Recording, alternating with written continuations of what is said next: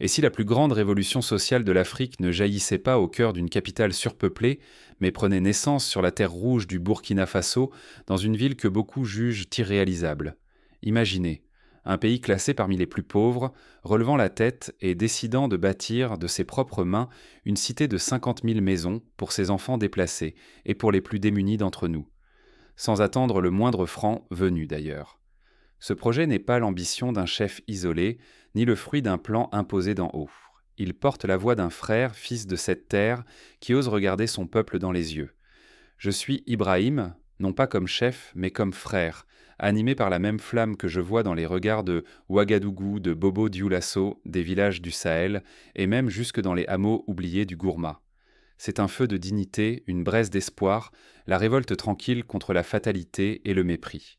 Cette flamme est la même que celle qui brûlait dans les cœurs de nos ancêtres, lorsqu'ils se sont dressés face aux colonisateurs. Nous en avons assez d'être racontés par d'autres, d'être réduits à la misère, à la caricature, à ces récits humiliants qui nous volent notre propre fierté. Trop longtemps, notre histoire s'est écrite dans des langues qui ne savent rien de notre courage, ni de notre douleur, ni de notre force. Ce temps est révolu. Voici l'instant où le Burkina Faso choisit de reprendre la plume, de regarder le monde en face et de révéler ce dont son peuple est réellement capable. Cette cité n'est pas qu'un empilement de briques et de ciment. C'est un acte de guerre contre la dépendance, l'humiliation, la résignation. Si nous échouons, nous risquons d'étouffer la confiance en nous-mêmes, de rester piégés dans le regard des autres, de perdre cette chance unique de transformer notre destin collectif. Mais si nous réussissons, alors s'ouvre une nouvelle ère, celle d'une souveraineté retrouvée, d'une fierté réinventée, d'un avenir à transmettre, enfin, à nos enfants. Mais comment ce rêve, jugé fou par beaucoup, a-t-il vu le jour sur une terre si meurtrie? Il faut revenir à l'origine, là où tout commence, dans la douleur du déplacement et la colère de l'injustice. Souvenez-vous de ces familles qui, il n'y a encore que quelques années, ont dû quitter leur village sous la menace, abandonnant tout derrière elles. Elles se sont entassées dans des camps de fortune, survivant sous des bâches, espérant chaque jour retrouver leur dignité perdue. Pourquoi un pays aussi riche compte-t-il autant de personnes pauvres? Cette interrogation dérange, mais elle résume la tragédie du Burkina Faso d'aujourd'hui. Regardons les chiffres. Le pays possède de grandes réserves d'or, de manganèse, d'uranium et de coton. Pourtant, des millions de Burkinabés vivent avec moins d'1 euro par jour. Des générations entières ont subi trahison sur trahison, venues tantôt de l'extérieur, tantôt de l'intérieur. Nos ressources abondantes, l'or, le coton, le manganèse, ont été pillées sans répit. Tout a été extrait, expédié, rarement au profit du peuple burkinabé. Si l'on remonte à l'époque coloniale, on découvre que les premières mines ont été ouvertes par des compagnies étrangères, installant un modèle économique qui perdure encore aujourd'hui. Les profits partaient, les cicatrices restaient en. D'autres ont écrit l'histoire de notre pays à notre place. L'Occident a imposé son récit, un Burkina voué à la pauvreté, à la faim, à la dépendance.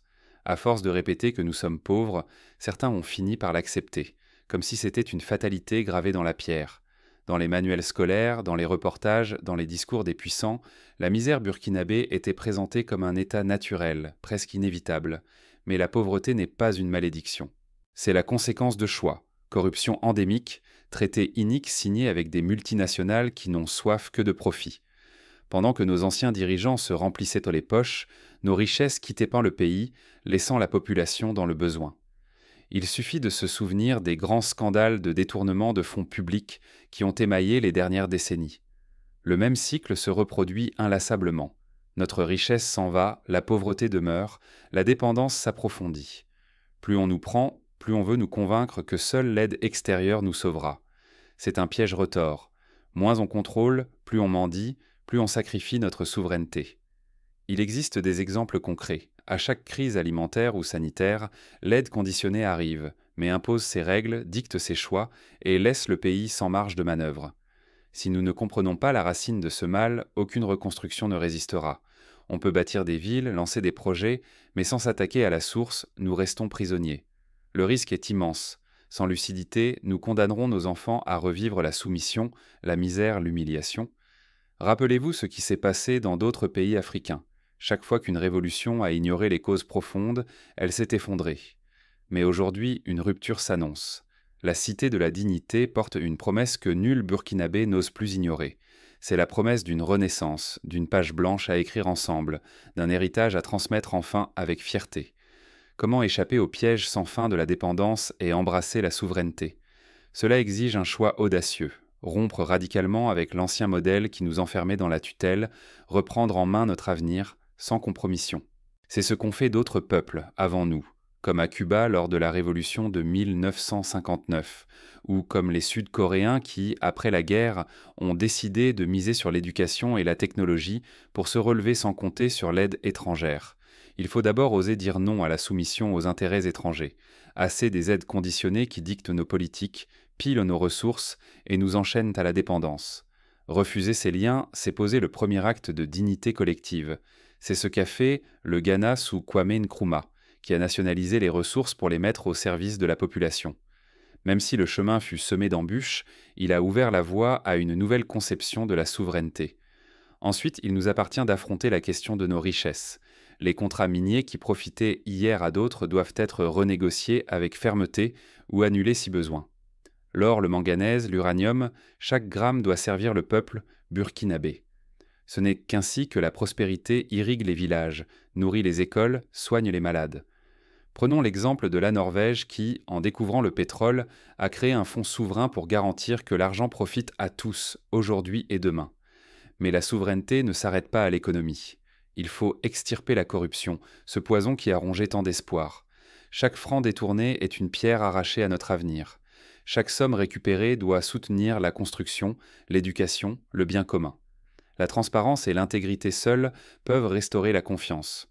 Pour s'en convaincre, regardons le Rwanda, qui a fait de la lutte contre la corruption l'une de ses priorités après le génocide, permettant ainsi une reconstruction rapide et durable. Cette révolution exige la mobilisation de toutes les forces vives. La jeunesse, forte de ses rêves et de ses mains, doit être le moteur du renouveau. Les agriculteurs, piliers de notre survie, doivent être appuyés pour nourrir la nation. Les volontaires, civils comme militaires, sont appelés à défendre nos terres contre toute menace, venue de l'intérieur comme de l'extérieur. Chacun a une place, chacun doit sentir que son effort compte. Il s'agit de redéfinir le patriotisme.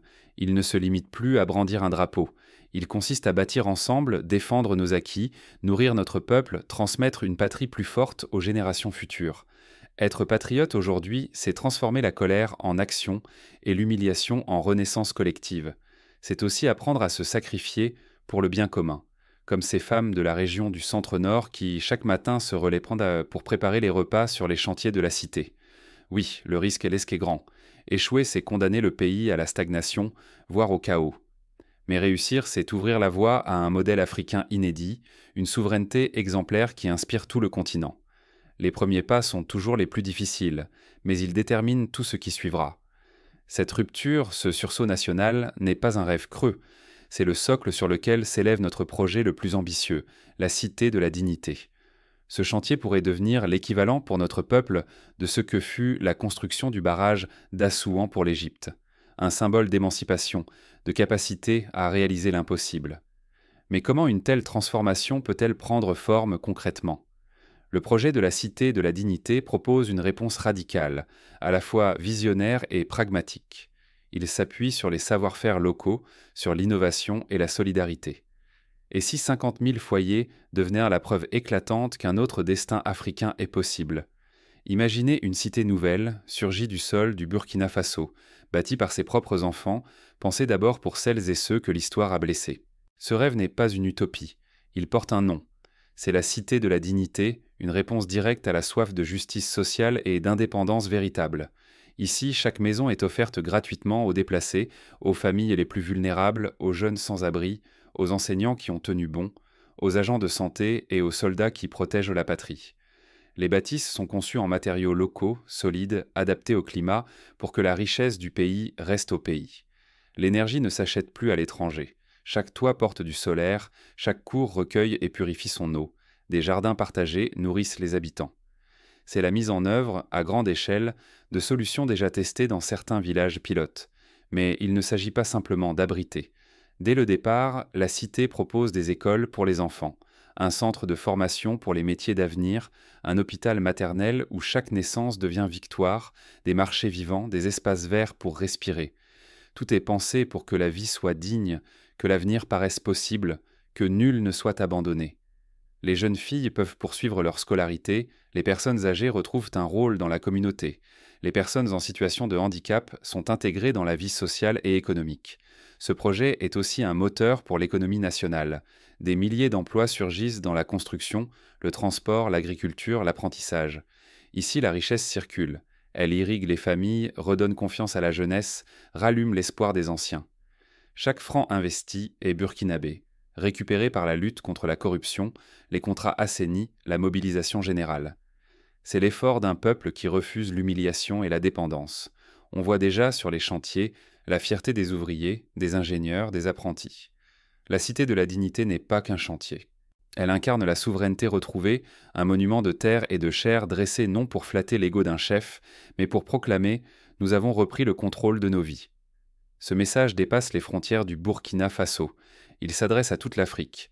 Voyez ce qu'un peuple uni par la volonté d'émancipation peut accomplir sans permission ni aumône. C'est un appel lancé à Bamako, à Niamey, à Dakar, à Yaoundé. Mais ce rêve reste un pari. S'il échoue, le doute retombera, l'ancien ordre reprendra ses droits et, avec lui, la résignation. Mais s'il réussit, il deviendra un phare pour le continent, la preuve vivante que l'Afrique peut bâtir sur ses propres fondations et offrir un avenir à ses enfants. L'histoire retiendra qu'en 2024, le Burkina Faso a montré la voie. Mais la route vers la dignité est semée d'obstacles, et chaque avancée attire de nouveaux défis. Il faudra plus qu'un projet pour transformer une nation, et le monde observe, sceptique ou admiratif. Certains prédiront l'échec, d'autres tenteront de saboter les efforts, mais chaque victoire, même modeste, renforcera la confiance collective. Le vrai miracle, ce n'est pas la ville en elle-même, mais cette confiance retrouvée, cette unité populaire qui l'a rendue possible. Dans chaque pierre posée, il y a la volonté d'un peuple qui refuse de plier l'échine.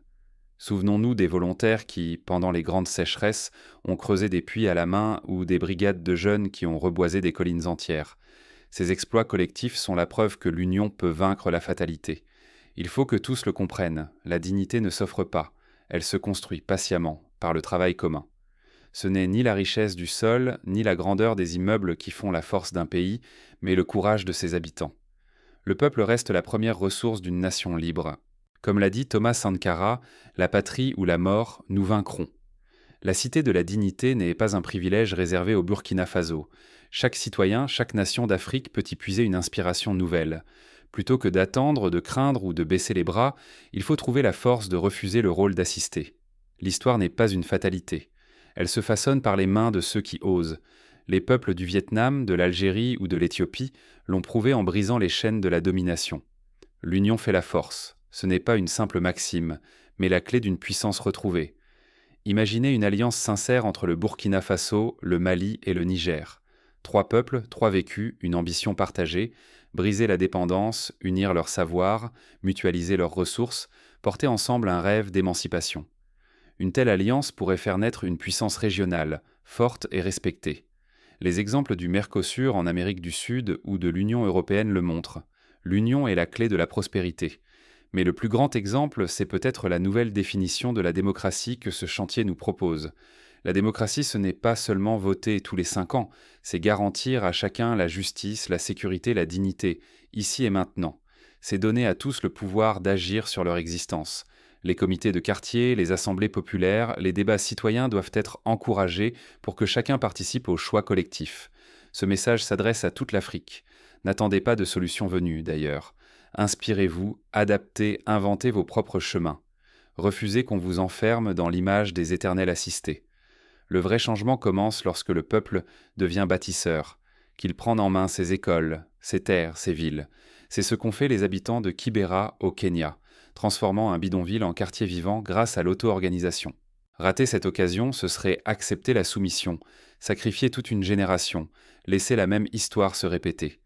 Mais si chacun prend sa part de responsabilité, si la peur ne dicte plus les choix, alors tout redevient possible. Il suffit que les parents encouragent leurs enfants, que les enseignants croient en leurs élèves, que les chefs coutumiers soutiennent le projet. Le chantier s'ouvre. À chacun de choisir son rôle dans cette renaissance. Il existe 1000 façons de participer. Donner de son temps, partager ses idées, transmettre un savoir-faire, surveiller que l'argent public serve vraiment au bien commun, dénoncer les abus, encourager les hésitants. Mais la route vers la souveraineté et la dignité ne fait que commencer. Avant tout, il faut affronter de puissantes résistances, extérieures comme intérieures. Des intérêts puissants tenteront de freiner le mouvement, de semer la division, d'acheter des consciences. Il faudra rester vigilant, solidaire et ne jamais céder à la tentation du repli ou du découragement. Bâtir aujourd'hui la fierté de demain. Chaque geste compte, chaque main fait la différence. C'est en formant les jeunes au métier du bâtiment, en promouvant l'agriculture durable, en développant des coopératives que l'on garantit la pérennité de la cité. Les femmes doivent être au cœur de cette transformation, car ce sont elles qui portent la vie, éduquent, soignent, nourrissent la communauté. La cité de la dignité n'est pas un simple chantier. C'est un symbole ardent, celui d'un peuple qui refuse l'humiliation, qui se redresse et s'empare de son destin. Ici, chaque pierre posée proclame que notre avenir ne s'achète pas à l'étranger. Il se forge brique après brique dans la sueur et la fraternité. C'est un engagement à transmettre à nos enfants non pas la pauvreté, l'exil ou la honte, mais la fierté d'avoir bâti, ensemble, une œuvre durable. Femmes, hommes, jeunes, anciens, chacun a son rôle. Aucun geste n'est trop humble. Un sac de ciment, une heure de travail, une idée partagée, un encouragement offert. La somme de ces actes, même minuscules, érige les murs de notre dignité retrouvée. La cité de la dignité devient la promesse à nos enfants. Désormais, la pauvreté, l'exil ou la honte ne seront plus jamais notre héritage. N'oublions pas que chaque grande œuvre dans l'histoire de l'humanité a commencé par un premier pas humble.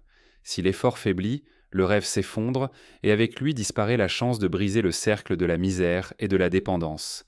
Mais si chacun s'engage, la victoire sera collective et gravée dans le temps. N'attendons aucun miracle venu d'ailleurs, c'est notre unité et notre travail quotidien qui feront de ce projet une réalité que le monde ne pourra ignorer. Les générations futures se souviendront de cette époque comme celle où le peuple burkinabé a relevé la tête, fier et libre. Ce que nous construisons aujourd'hui, ce n'est pas seulement une ville. C'est une dignité retrouvée, une souveraineté reconquise, une fierté à transmettre pour toujours. Regardons nos enfants et disons-leur, nous avons changé le destin parce que nous avons agi ensemble. Qu'ils sachent que leur avenir n'est plus soumis aux volontés d'autrui, mais entre leurs propres mains. La route sera longue, mais chaque pas compte. Soyons la génération qui a refusé la résignation et relevé le défi d'écrire, enfin, sa propre histoire. N'oublions jamais que l'histoire appartient à ceux qui la font, et que la dignité se conquiert jour après jour par la force de l'unité et du courage. Nous sommes prêts, ensemble, à bâtir la cité de tous les possibles.